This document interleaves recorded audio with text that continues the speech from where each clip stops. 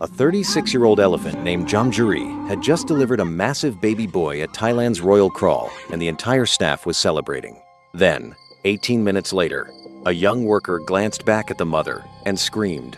No one had been watching her. No one even thought they needed to. This is the story of the night everything went impossibly, beautifully wrong. Jamjuri was not a young elephant, but she was a strong one.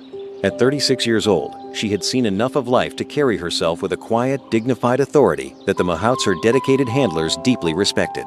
She had been through pregnancy before. She knew what her body was doing, and the staff at the Royal Crawl trusted her completely. But this pregnancy had been different from the very first week. She carried heavier than anyone had ever seen her carry before. Her belly swelled to a size that made even the most experienced handlers do a double take. She moved clumsily through her enclosure, bumping into walls and struggling to find any comfortable position to rest her enormous frame. Some nights, she would pace for hours, swaying from side to side, her soft trumpeting filling the air like a lullaby sung to no one in particular. The Mahouts told themselves it was her age. Late pregnancies are harder on the body. It made sense. There was no reason to suspect anything else. Elephants carry their young for nearly 22 months, the longest gestation of any land animal on Earth. Jamjuri had endured every single one of those days. As the final weeks arrived, her discomfort became impossible to miss. The staff kept round-the-clock watch, making sure she had everything she needed. They spoke to her softly. They stayed close. They waited. Then one evening, just after 9 o'clock, the waiting ended. The Mahouts recognized the signs immediately. Jamjuri was restless, in a way that went beyond ordinary discomfort. She stomped her feet against the straw-covered floor. She let out deep guttural sounds from somewhere low in her chest. Her massive body trembled. Labor had begun. The staff scrambled into position around her enclosure, adrenaline running high. This was the moment they had been preparing for across nearly 2 years of watchful waiting. The atmosphere was tense and electric and full of hope. The labor was long and brutal. Jamjuri cried out repeatedly, her calls so powerful they echoed across the entire facility. The Mahouts spoke to her constantly, calm and steady voices trying to anchor her through the pain. And then, finally, after what felt like a lifetime compressed into a single agonizing hour, a calf came into the world. He slid into the straw, enormous and slick and gloriously alive. The enclosure erupted. Staff members grabbed each other, laughing and crying and shouting all at once. When they got a weight on him, their jaws dropped clean to the floor. 176 pounds. He was massive. He was healthy. He was already trying to stand. High fives were exchanged. Hugs were shared. Jamjuri, exhausted but calm, accepted her son. Without hesitation, everything had gone perfectly. And so the staff turned their full attention to the newborn boy, helping to clean him off, monitoring his breathing, marveling at his sheer size. They had their backs to Jamjuri now. The delivery was over. There was nothing left to see. 18 minutes passed. A young staff member happened to glance back toward the mother, and the sound that came out of his mouth was not a word. It was not a cheer. It was a raw, animal scream of pure disbelief. Every head in the room snapped around. There in the straw, lying motionless behind Jamjuri, was a second calf. Tiny, slick, utterly silent. She had arrived into the world without a single person watching. For one breathless moment, the room was completely still. And then, chaos swallowed everything. Twin elephant births occur in less than 1% of all elephant pregnancies. Most Mahouts go their entire careers, decades of working daily with these animals without ever witnessing one. And yet here it was, undeniable and impossible, lying in the straw of a Thai elephant facility on an ordinary Tuesday night. The staff had no time to process the miracle, because something far more terrifying was already happening. Jamjuri had sensed the second calf, and she did not understand what she was sensing.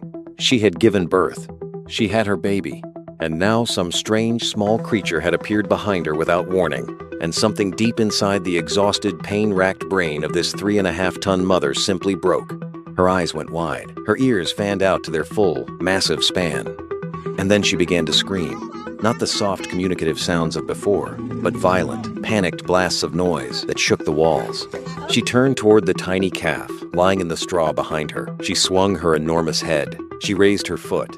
The little female, all 132 pounds of her, fragile as a whisper, was about to be crushed by the one creature on Earth who should have protected her from everything. 60-year-old Charan Somchai had spent his entire adult life with elephants. He had given them decades of care, patience, and love, and they had given him the same in return. He knew these animals. He understood them. And in the frozen seconds that followed, as the staff stood paralyzed by shock and the tiny calf lay defenseless in the path of her mother's blind panic, Somchai understood exactly what was about to happen. He didn't think. He didn't weigh the risk. His body simply moved. He lunged directly into the space between Jamjuri and the helpless newborn, into what the other staff would later call, in hushed voices, the kill zone. With every ounce of strength his aging body possessed, he shoved the tiny female out of the path of destruction. But Jamjuri's leg was already swinging. The impact connected with Somchai's ankle, with a crack that silenced every other sound in the room. He collapsed into the straw, his face contorted in agony. His ankle was shattered. He pointed toward the baby. His voice through gritted teeth was absolute. Take care of her. Move her further. Do it now. They did. It took time, but eventually the frenzy passed. Jamjuri's trumpeting grew quieter. Her stomping slowed. The wild terror in her eyes dimmed to exhaustion, and then to something approaching calm.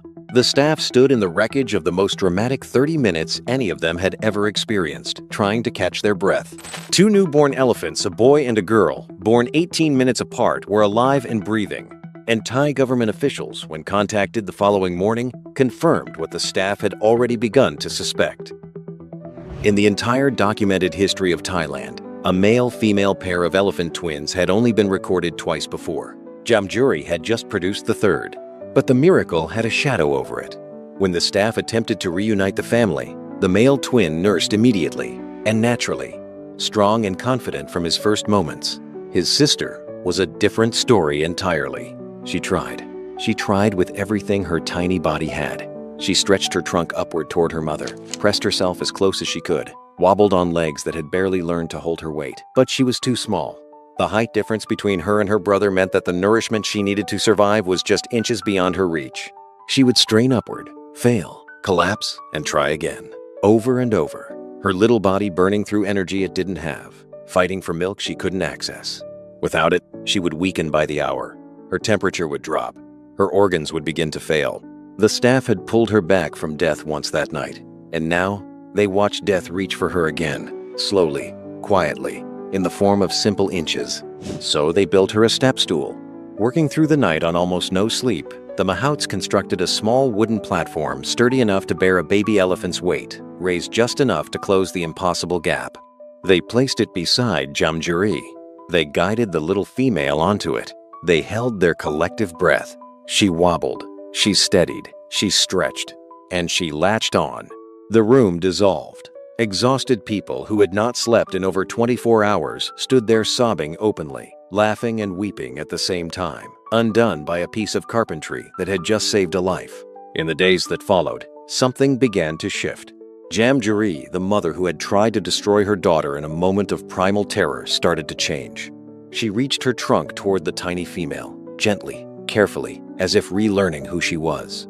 She pulled both calves close to her body and rumbled the low, soft sounds the Mahouts recognized as comfort and belonging.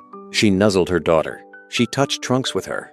If elephants can offer apology, this is what it looks like.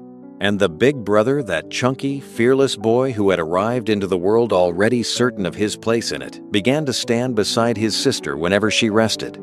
He positioned his small body between her and everything else, a living wall of protection. Nobody taught him to do this. He simply did it. He was doing exactly what Somchai had done, throwing himself between the fragile and the dangerous, standing guard without being asked. Somchai's ankle healed slowly.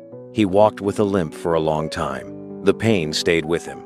But whenever anyone asked about the moment he stepped into the kill zone, he would just shake his head. He said he never decided. He just moved. The baby needed someone, and he was there. Sometimes that is the whole story. The baby needs someone, and you are there.